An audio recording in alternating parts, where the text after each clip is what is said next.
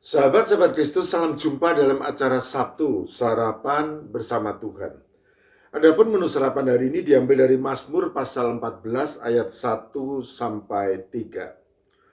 Untuk pemimpin biduan dari Daud. Orang bebal berkata dalam hatinya, tidak ada Allah. Busuk dan jijik perbuatan mereka, tidak ada yang berbuat baik. Tuhan memandang ke bawah dari surga kepada anak-anak manusia untuk melihat apakah ada yang berakal budi dan yang mencari Allah. Mereka semua telah menyeleweng, semuanya telah bejat, tidak ada yang berbuat baik, seorang pun tidak. Mazmur pasal 14 ini ditulis oleh Daud dan ditujukan untuk pemimpin biduan. Hal ini dengan jelas tertera di ayat yang pertama. Namun tidak dijelaskan dalam situasi apa Mazmur tersebut ditulis. Sebagian penafsir menyatakan bahwa Mazmur tersebut ditulis oleh Daud ketika Saul menganiaya dirinya. Tetapi ada juga yang menyatakan ketika Absalom memberontak melawan Daud.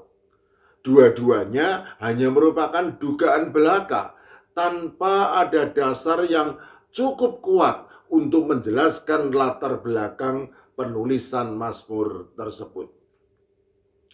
Secara umum, Mazmur pasal 14 ini menggambarkan kerusakan kodrat manusia ketika dikandung dan dilahirkan, sehingga dengan demikian juga menegaskan bahwa dosa sudah melekat pada diri seluruh umat manusia tanpa terkecuali.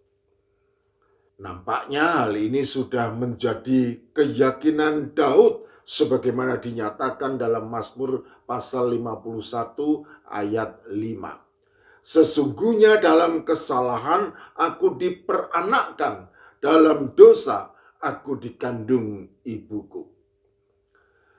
Pada dasarnya, semua perbuatan yang tidak mengakui adanya Allah adalah dosa, termasuk sesuatu yang hanya dikatakan dalam hati, sebagaimana ditulis oleh Daud.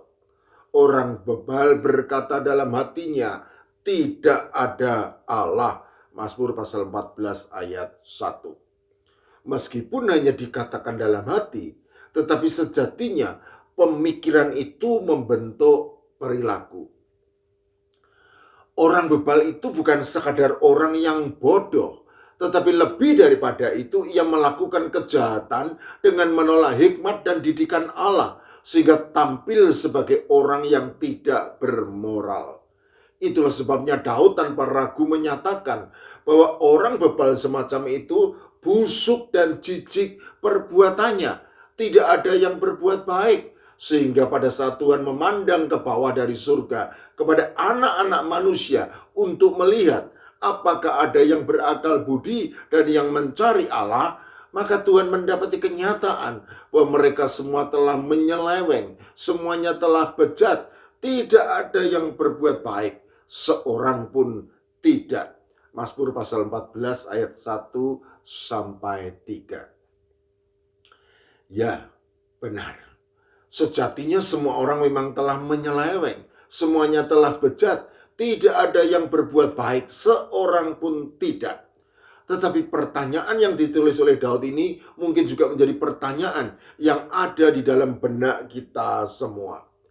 Tidak sadarkah semua orang yang melakukan kejahatan? Mazmur pasal 14 ayat 4. Sudah tentu semua orang menyadarinya. Tetapi kuasa dosa begitu mengerikan serta merusak kesadaran yang dimiliki semua orang. Sehingga tanpa pertolongan Tuhan, maka tidak mungkin manusia dapat terlepas dari jerat kuasa dosa. Paulus dalam suratnya kepada jemaat di Roma mengutip 3 ayat pertama Mazmur pasal 14 ini untuk mendukung pernyataan bahwa sejatinya tidak ada bedanya antara orang Yahudi dan orang Yunani berkaitan dengan kodratnya yang berdosa. Karena semua orang telah berbuat dosa dan telah kehilangan kemuliaan Allah. Roma pasal 3 ayat 23. Tetapi Paulus melangkah lebih jauh dengan menyatakan bahwa semua orang yang telah berbuat dosa dan telah kehilangan kemuliaan Allah tersebut dapat diselamatkan karena oleh kasih karunia telah dibenarkan dengan cuma-cuma karena penebusan dalam Kristus Yesus yang telah ditentukan Allah menjadi jalan pendamaian karena iman dalam darahnya. Roma pasal 3 ayat 24 dan 25a.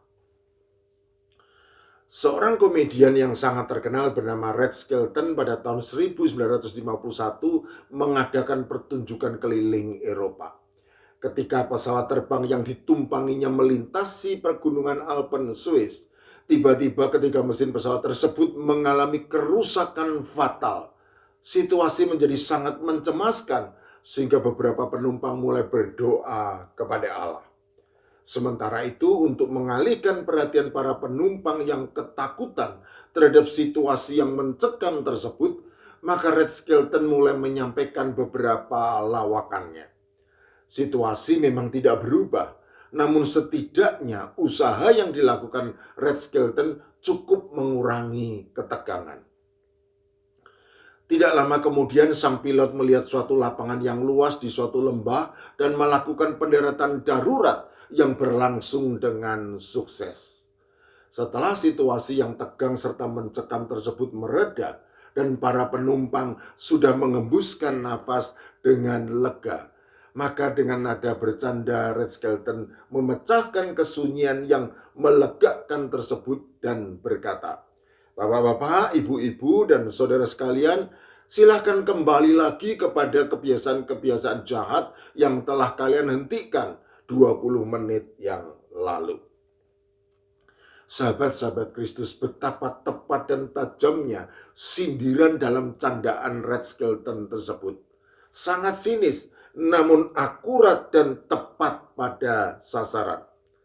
Faktanya, manusia secara umum memang cenderung hanya berdoa dan mencari Allah serta menghentikan segala perbuatannya yang jahat ketika sedang berada dalam situasi mencekam antara hidup dan mati. Tetapi begitu semuanya sudah aman serta terkendali, maka kemudian Allah segera dilupakan dan ditinggalkan. Lalu segala kejahatan kembali dilakukan. Itulah bukti betapa mengerikan kuasa dosa merusak kehidupan orang bebal.